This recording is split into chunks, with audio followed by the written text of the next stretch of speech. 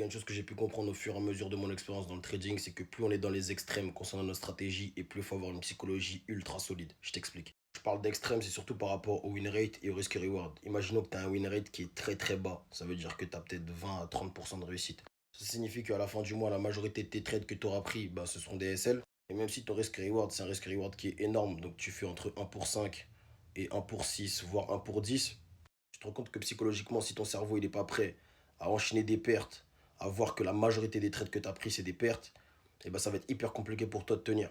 Et à l'inverse, si tu as un risk reward qui est assez petit, tu fais du un pour un, et ben à chaque fois tu vas être focus sur le win rate et tu devras te dire que faut que tu aies gagné plus de 50% de tes trades afin justement de dégager une rentabilité à la fin du mois. Et à l'inverse, si tu as un risk reward assez conséquent en targetant du un pour 7, un pour 8, voire un pour 10, forcément ça impactera ton win rate, comme justement tu auras des targets qui seront beaucoup plus loin avec ce genre de RR.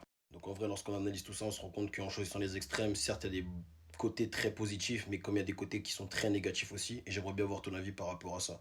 Like, commente, abonne-toi et puis donne-moi ton avis en commentaire, mon ami.